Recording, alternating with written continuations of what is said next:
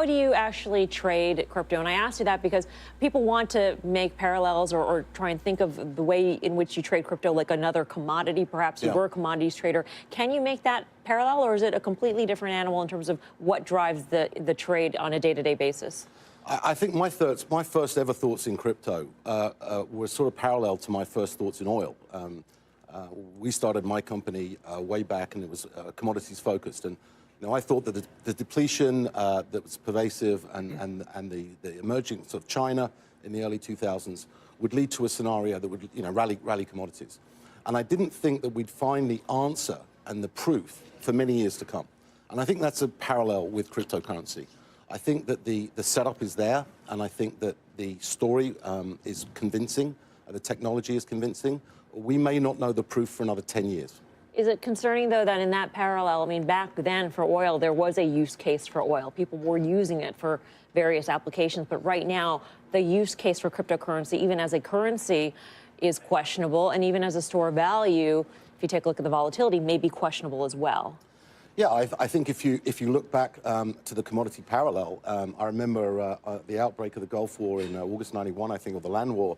We saw moves in oil that we'd never seen before, overnight moves, and that changed the whole dynamic, and it opened up a whole new area for oil prices to go.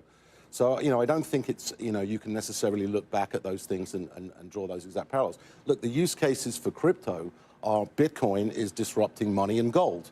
Ethereum is disrupting the formation of capital.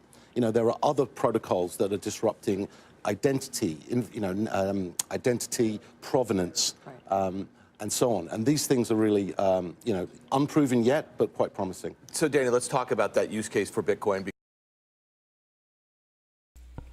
He brings up a really good point. We still don't know what the future use case is for cryptocurrency. And it's a lot. I love the analogy of oil, or another one I use is cell phones, because right now it's very similar to oil, or even cell phones is probably a little bit easier, where it's just not efficient. It's not good to be used for what you're trying to do or what the use case is.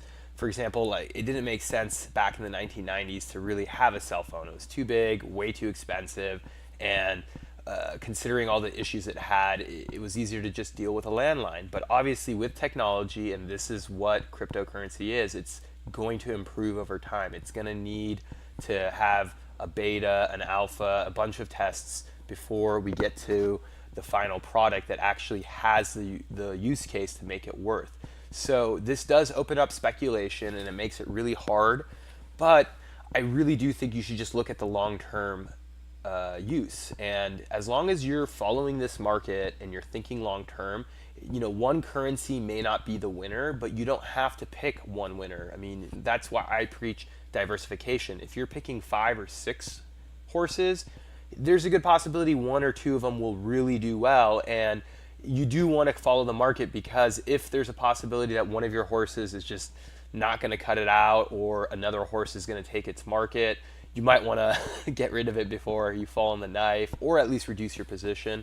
So at the end of the day, I don't know which currency, which altcoin is going to be worth or the most valuable, but what I do is I believe in just having a diverse investment, and it will be like oil.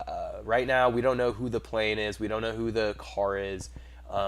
And that's why there's probably like 50 different vehicles. And in fact, in the past, we actually had like over 40 or 50 automobile manufacturers. So it's hard to pick who's going to be the Ford, who's going to be the GMC, who's going to be the Honda or Toyota. You're not going to be able to do that right now. It's way too soon.